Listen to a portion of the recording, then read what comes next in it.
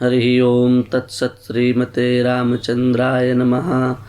माता रामो मत्पिता रामचंद्र स्वामी रामो मत्सखा रामचंद्रः सर्वस्वं मे रामचंद्रो दयालुर्नान्यं जाने नैव जाने न जाने।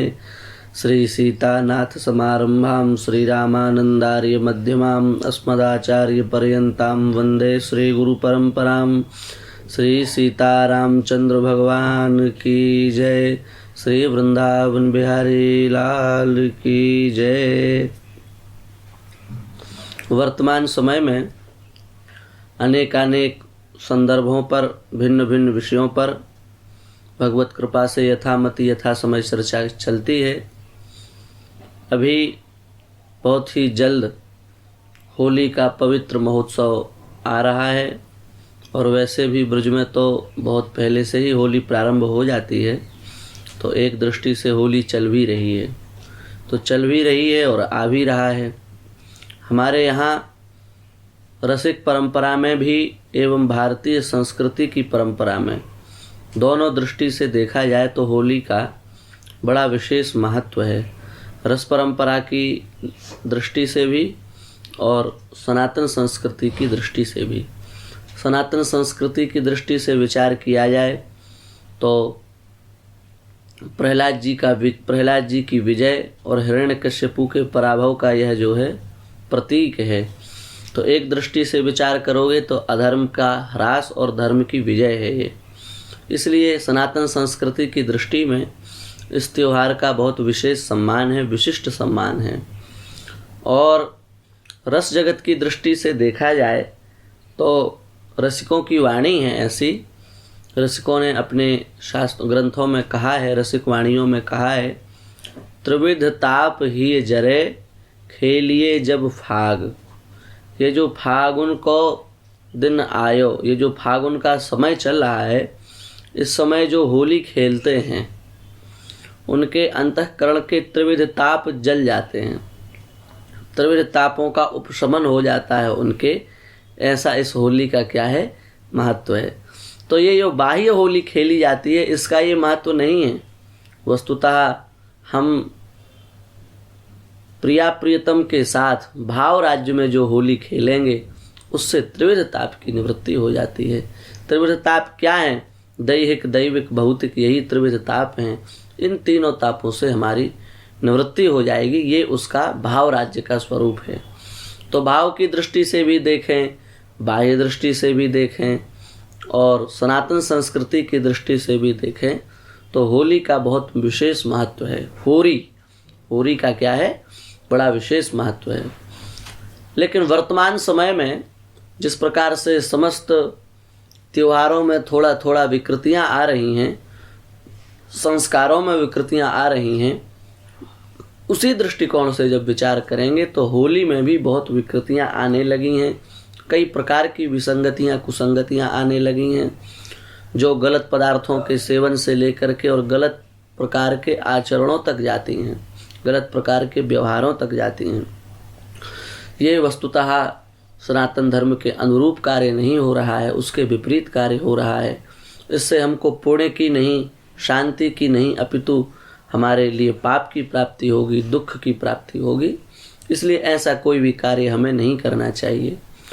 होली का अत्यंत पवित्र त्योहार है और उसको इस प्रकार से इतना घृणित बनाने का, कुत्सित बनाने का प्रयास लोग करते हैं कि उससे पाप की जो है वो स्वभावतः वृद्धि ही होगी, किसी भी प्रकार ह्रास नहीं होगा। पवित्र संबंधों को होली के माध्यम से अपवित्र बनाने का प्रयास किया जाता है। भाभी जो है वो देवर के लिए माता के समान होती है, उसके प्रति किसी भी प्रकार की दूसरी दृष्टि रखना यह भी एक बड़ा विशिष्ट पाप है। और उसमें मनगढ़ंत कथाओं को गढ़ लिया जाता है और उन कथाओं को गढ़ करके फिर ये सब दुष्कृत्य जो है वो समाज में किए जाते हैं, दुष्कर्म समाज में किए जाते हैं। लोगों से कहो क्यों करते हो भाई ये सब गलत आचरण, तो वे कहते हैं कि लक्ष्मण जी जब सीता जी और राम जी अयोध्या वापस आए तो अयोध्या में राम जी का राज्याभिषेक हुआ तो लक्ष्मण जी रोने लगे। राम जी ने कहा, लक्ष्मण क्यों रो रहे हो, तुम्हारे रोदन करने का कारण क्या है? तो लक्ष्मण जी ने कहा कि भगवान अभी तक तो मुझे आपके चरण कमलों की सेवा प्राप्त होती रही, पर अब माता आ गई हैं तो अब वही आपके चरणों की सेवा करेंगी, मुझे तो यह सौभाग्य मिलेगा नहीं। तो राम जी ने कहा कि ठीक है, कोई बात नहीं, अभी होली का उत्सव आएगा तो होली के उत्सव में तुम सीता जी को गुलाल लगाना, और गुलाल लगा करके और उनसे फाग का नेग होता है जिसमें कुछ मंगाने की छूट रहती है, तो उस फाग के नेग के रूप में तुम मेरी चरण सेवा उनसे मंगा लेना। ये कथा गढ़ी जाती है, वस्तुतः न ये किसी पुराण की है न किसी शास्त्र की है। हम सर्वज्ञ नहीं है, पर अभी तक जो पढ़ा उसमें पढ़ने में नहीं आया। किसी को प्रामाणिकता हो तो बताए, पर है नहीं। पर अपने स्वार्थ की, अपने काम की पूर्ति के लिए लोग ऐसी कथाओं को गढ़ते हैं और कहते हैं कि सीता जी ने लक्ष्मण जी के साथ होली खेली है तो हम भी खेल सकते हैं। वस्तुतः इस कथा का खंडन एक छोटी सी दृष्टि आप देखेंगे उसी से हो जाएगा। जब राम जी पहुँचे हैं किष्किंधा, सुग्रीव जी से भेंट हुई है और सुग्रीव जी ने सीता जी के आभूषण दिखाए हैं और राम जी से कहा कि इन आभूषणों को आप पहचानो, तो राम जी लक्ष्मण जी को दिखा रहे हैं। तो लक्ष्मण जी ने वहाँ जो बात कही है उसी से इन सब कुतर्कों का, इन सब कथाओं का खंडन हो जाएगा। वे कह रहे हैं, नाहम जानामि केयूरे नाहम जानामि कुंडले नूपुरम त्वभिजानामि नित्यम पादाभिवंदनात्। मैंने अपने जीवन में, संपूर्ण जीवन काल में आज तक सीता जी की मुख की ओर देखा ही नहीं है, लक्ष्मण जी कह रहे हैं। इसलिए मैं ये नहीं जानता कि ये कानों के कुंडल हैं अथवा नहीं हैं, पर ये जरूर जानता हूँ कि ये जो नूपुर हैं ये माता चरणों में धारण करती हैं। इस कारण से मैं नूपुरों को तो जानता हूँ, क्योंकि मैं रोज आकर के उनके चरणों का स्पर्श करता था, इसलिए मैं नूपुरों को तो जानता हूँ, पर केयूर कुंडल आदि को मैं नहीं जानता, क्योंकि आज तक हमने सीता जी की ओर मुख उठाकर देखा ही नहीं। इतना पवित्र भाव लक्ष्मण जी का जगत जननी जानकी जी के प्रति था। उनके जीवन चरित्र के विषय में लोग इस प्रकार से मनगढ़ंत कथाओं को कह करके अपने स्वार्थ की, अपनी वासना की पूर्ति करते हैं। निश्चित ही उनका महान पतन होगा। वे आढ़्यो, वो गीता में कहा है ना कि पतंति नरके शुचौ, पतंति नरके शुचौ, वे अशुचि नरक में जाकर के गिरते हैं। तो वहाँ प्रश्न किया गीता में कि अशुचि नरक क्या होता है, क्योंकि नरक तो स्वभावतः ही अपवित्र हैं, फिर आप विशेष विशेषण लगा रहे हैं अशुचौ, अपवित्र नरक में जाकर के गिरते हैं। तो इसका अर्थ वहाँ पर विद्वानों ने किया है कि यहाँ अशुचि का तात्पर्य है कि घोर से घोर, घोरतम जो नरक हैं, अत्यंत पापमय जो नरक हैं, निकृष्ट से निकृष्ट जो नरक हैं, उसमें जाकर के वो गिरते हैं। इसलिए लक्ष्मण जी की कथा को गढ़ना नहीं चाहिए और उनका बहाना लेकर के अपने स्वार्थ की पूर्ति नहीं करनी चाहिए। भारतवर्ष चरित्र प्रधान देश रहा। हमारे देश में कहा जाता है कि धन चला जाए तो कुछ भी नहीं गया, और भी कुछ चला जाए तो भी कुछ नहीं गया, पर यदि चरित्र चला गया तो संपूर्ण जीवन नष्ट हो गया, फिर जीवन का कोई अस्तित्व नहीं बचा। चरित्र प्रधान एतद्देश प्रसूतस्य सकाशादग्रजन्मः स्वं स्वं चरित्रम शिक्षेरन पृथिव्याम सर्वमानवः। स्वं स्वं चरित्रम, यहाँ प्रकट होने वाला, यहाँ उत्पन्न होने वाला प्रत्येक जीव अपने अपने चरित्र से कुछ न कुछ अच्छी शिक्षा विश्व को देता है।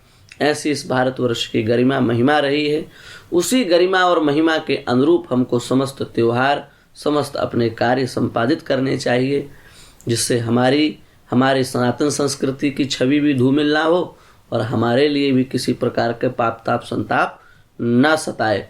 इस दृष्टिकोण से हम यही प्रार्थना आप लोगों से करेंगे, पवित्रता से इस त्यौहार को संपन्न करें।